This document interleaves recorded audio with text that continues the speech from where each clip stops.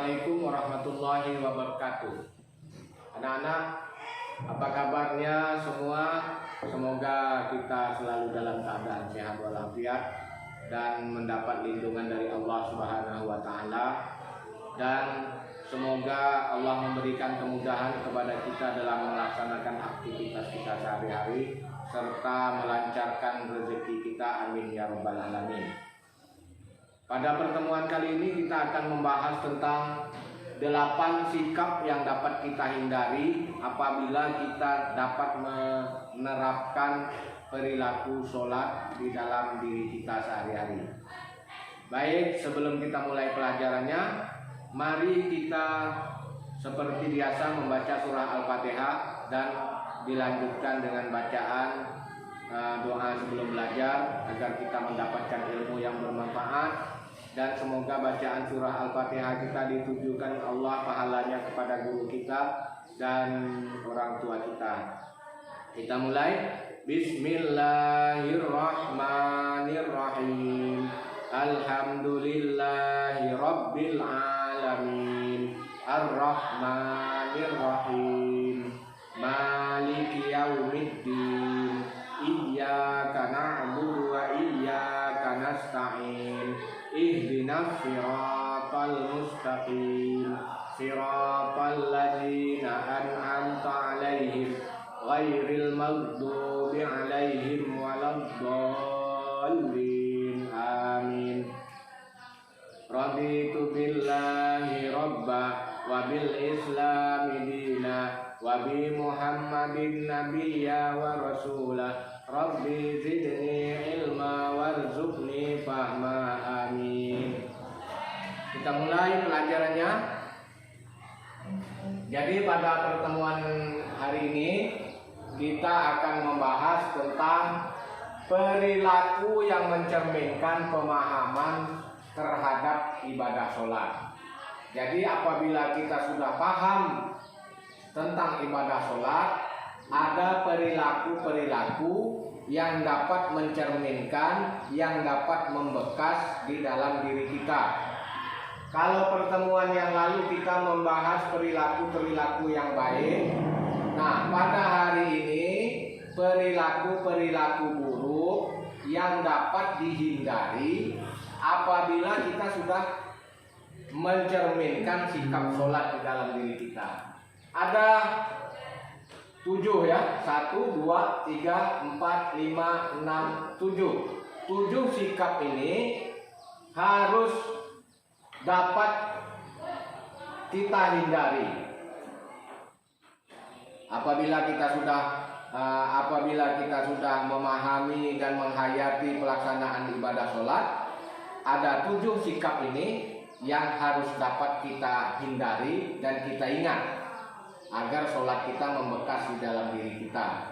Kalau yang pertemuan lalu ada 6 sikap yang harus kita laksanakan. Kalau yang ini, yang 8 sikap ini, yang 7 sikap ini harus kita hindari. Sikap apa saja agar kita dapat mencerminkan pemahaman ibadah sholat di dalam diri kita? Yang pertama, dengan melaksanakan ibadah sholat, maka kita akan terhindar dari perilaku suka mengungkit pemberian. Suka mengungkit pemberian. Setelah mengungkit pemberian itu begini, dia memberikan sesuatu kepada temannya, kemudian dia sebut-sebut, wah itu kemarin saya memberi teman ini, si Andi ini duit banyak 20.000. Nah, itu suka mengungkit-ungkit, tidak ikhlas namanya.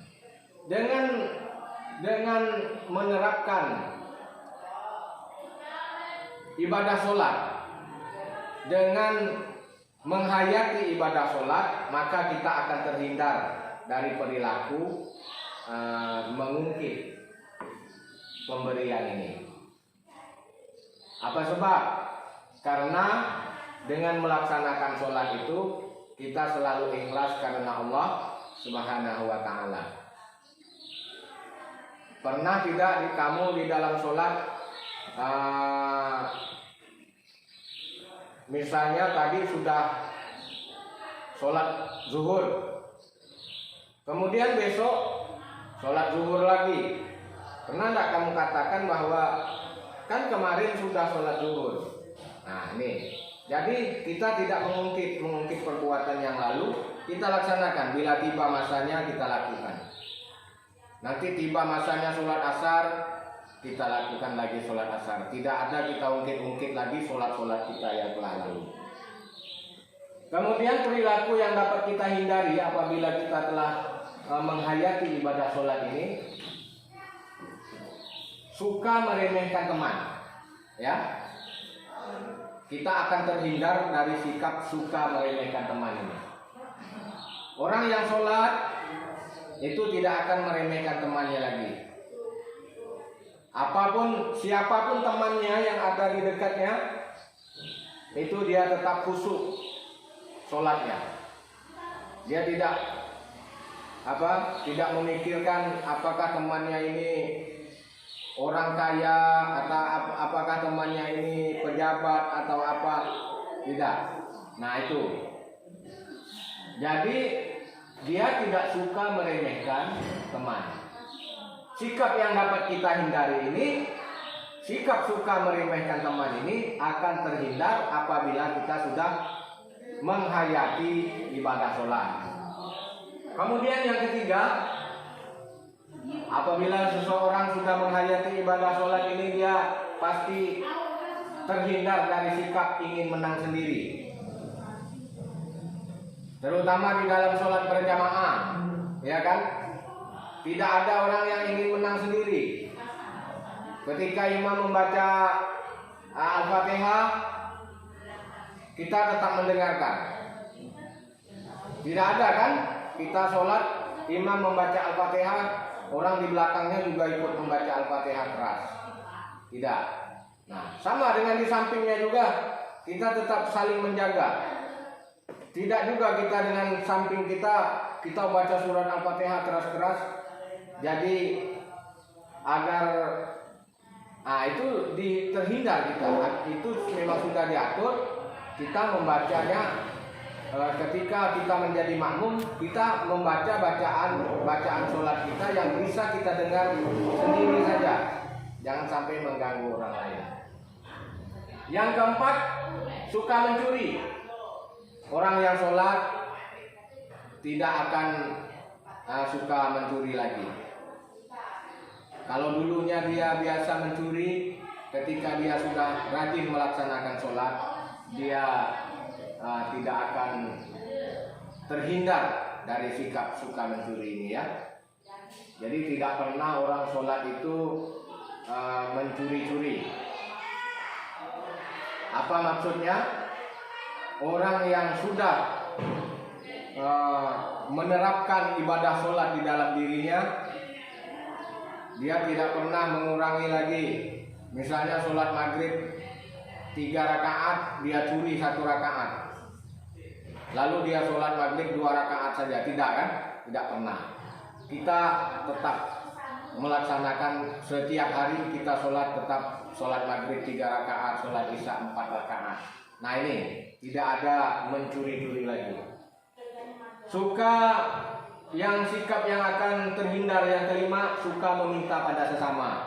Ini kita akan dihindarkan dari sikap suka meminta kepada sesama. Di dalam ibadah sholat, kita meminta kepada Allah. Dari awal sampai akhir, di dalam sholat itu rangkaiannya doa semua. Ketika kita sudah selesai sholat, Assalamualaikum warahmatullah, Assalamualaikum warahmatullah, kita lanjutkan lagi dengan doa. Kita selalu meminta kepada Allah, sehingga kita tidak suka lagi meminta kepada sesama. Kita memintanya hanya kepada Allah. Nah ini ya, yang penting kamu ingat juga, jangan biasakan kamu meminta kepada sesama. Kalau tidak memiliki sesuatu, menginginkan sesuatu, mintalah kepada Allah, berdoa. Yang keenam, suka berbohong, ya. Tidak ada orang yang melaksanakan sholat itu dia suka berbohong, tidak ada lagi. Tidak pernah orang sholat itu berbohong. Ya, ketika dia waktunya membaca surat Al-Fatihah misalnya, dia tidak baca, diam, dia tidak baca, dia bohong. Nah, dia ingin membohongi dirinya sendiri. Nah, jadi ini melatih kita tidak akan berbohong lagi kalau kita sudah menerapkan pelaksanaan sholat ini. Yang keenam, yang ketujuh, suka mengganggu teman. Orang yang sudah terbiasa sholat tidak suka lagi mengganggu teman. Ketika kita sholat, walaupun teman kita ada di sini, di depan, di belakang, di samping kita tetap khusyuk melaksanakan sholat, tidak bergurau. Nah ini ya, ini sikap orang-orang yang mencerminkan dia sudah memaknai, memahami ibadah sholat di dalam dirinya. Semoga bermanfaat. Tugas kamu ini dihafalkan ya. Nanti akan Bapak periksa satu persatu. Semoga bermanfaat. Kita akhiri pelajaran kita dengan bacaan hamdalah. Alhamdulillahirabbil alamin. Assalamualaikum warahmatullahi wabarakatuh.